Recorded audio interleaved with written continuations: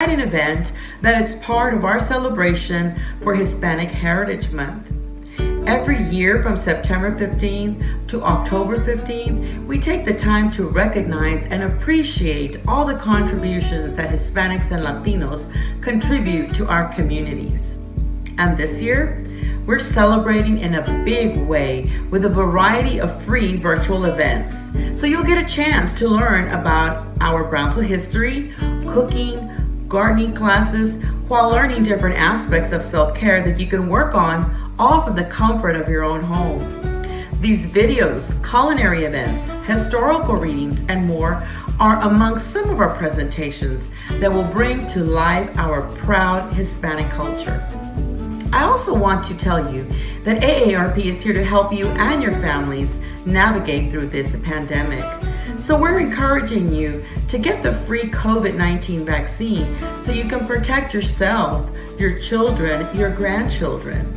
And for many of you, there'll be an opportunity soon to get the booster shot to ensure you stay protected from the deadly coronavirus. We want you to have information that you can trust. Learn more by visiting www.aarp.org/vaccinefacts. Thank you, and let's get on with today's presentation.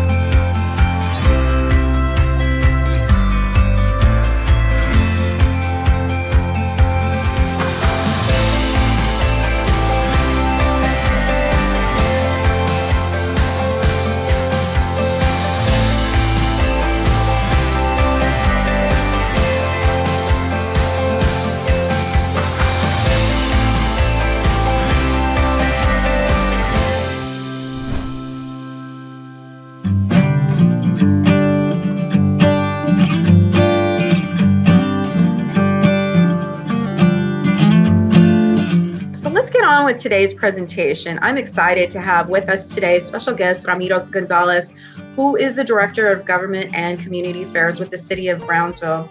Thank you very much for being our guest today as we celebrate Hispanic Heritage Month, Ramiro. Thank you for having me, Veronica. So, Ramiro, when we first began working together at the City of Brownsville, and I had, some projects that we wanted to get done with AARP, you were the then acting director of planning. So you've seen a lot of work, come to fruition in Brownsville.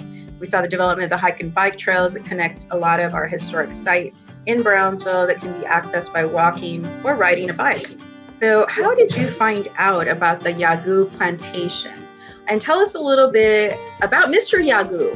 He was ahead of his time in the Valley. And so if you look at the history of Brownsville, you look at the architecture of Brownsville, there really is a close connection to New Orleans. And the reason being is because New Orleans was a port and Brownsville was a port. And so when you had to get cotton out of Brownsville, you had, into the international, into the world, then the next port stop was New Orleans and vice versa, right? So there were things that you could find in New Orleans that you couldn't find in Brownsville. And so he settled in Southmost. He settled at what we now call the Jagou Plantation. The site really now is about 3 acres. Originally it was 640 acres. He was planting citrus maybe about 20 to 30 years before citrus became a thing in the Valley. He was growing grapes. He was making wine. He was doing all kinds of innovative things on his plantation in Brownsville. 12 years ago, when I started at the city, I met a parks director. He had been taken out there by somebody, and he said, "You know what? I really feel that we need to do something, and we need to do something to save this place." And so, when you go out there, it's really interesting because you feel like you're stepping back in time in Brownsville, right? You have this little bridge that is not necessarily the most significant bridge in the world. You can tell it didn't really have a transportation purpose. You could see that maybe it connected the two sides of the plantation that were separated by a Resaca.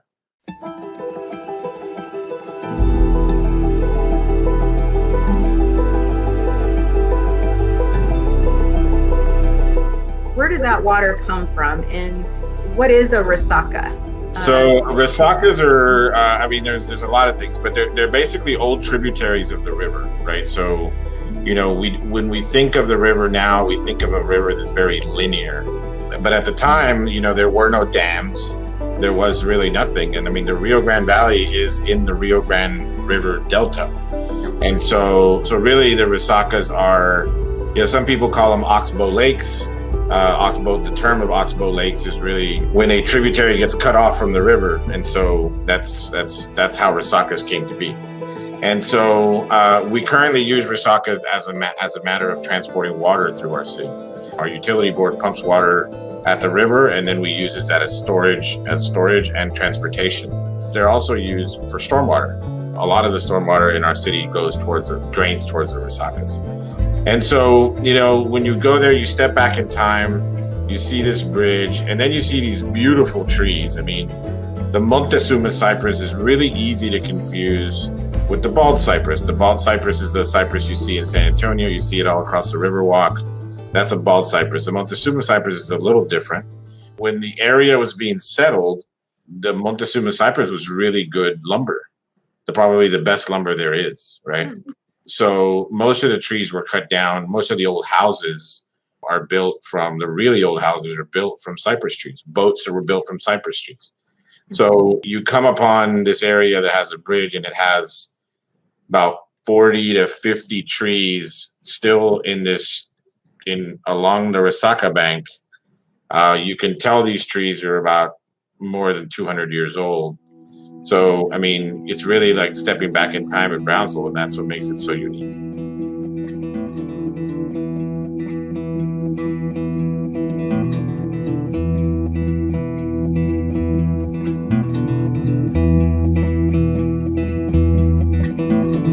Brownsville's the oldest city in the valley, and it's the oldest city in the valley by probably 50, 60 years.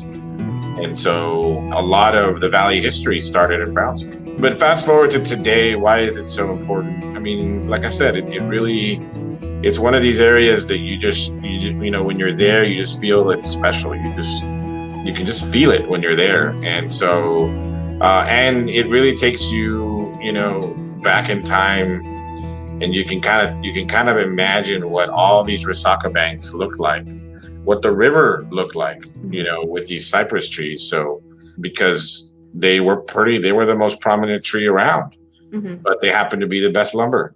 Brownsville was founded and grew up, and and it is what it is today because of the river and our relationship to Mexico. So, the bridge which is a gorgeous bridge, by the way. I know it's fallen over time. There was two walls along the bridge. One of them has fallen off, and the other one is half has deteriorated over time. What is being done to help keep those trees alive? The city uses resacas as a way to transport water, and really resacas have water currently because we use it. We found a way to use it for transport. Otherwise, it would look very much like the Jagou resaca, which is the Jagou is a resaca that's even more isolated from the system, and therefore does not get water as we move water through our city. And so what we've done is we've pumped water in. There is an ability to pump water in. So just over, this year we pumped in about 3 or 4 times. We pumped in water. But more importantly, the idea is to find a long-term solution and connect that Jagou system back to the big system of resacas. When you all put together the master plan for the hike and bike trails, is this part of the connectivity to the hike and bike trails? Or yeah. So one of the trails that is currently funded and currently under design is the Southmost Trail.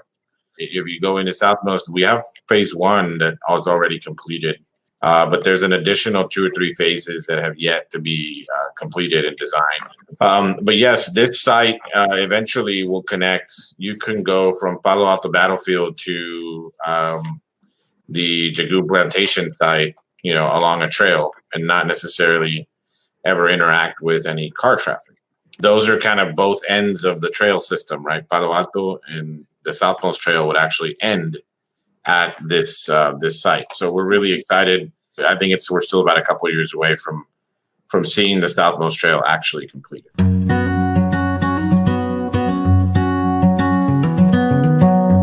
You're all about preserving Brownsville history in Brownsville, and making sure that we know where we came from in Brownsville, and we want to make sure that those buildings are preserved in a way that every generation could see them live on. So what does Hispanic Heritage Month mean to you? The first battle of the U.S.-American War, which gave the U.S. the West, right? California, Arizona, Montana, Idaho. The first battle, probably the second battle, were fought in Brownsville, right? So how amazing is that, right? So that's not, the battle started here, it didn't end here, but it started here. And so when you put it into that kind of framework, it's like, wow, But Hispanic Heritage Month, I mean, for me, it's a time to celebrate who we are. It's a time to celebrate the border culture. The tacos in Brownsville, they've taken on a life of its own. But really, I love being from here. I think it's a special place to be, and and we just need to be proud of where we're from, and who we are, and that's what Hispanic Heritage Month means. I think I'm going to ask the mayor for a designation to be adopted as a Brownsville resident. There you go. I love Brownsville.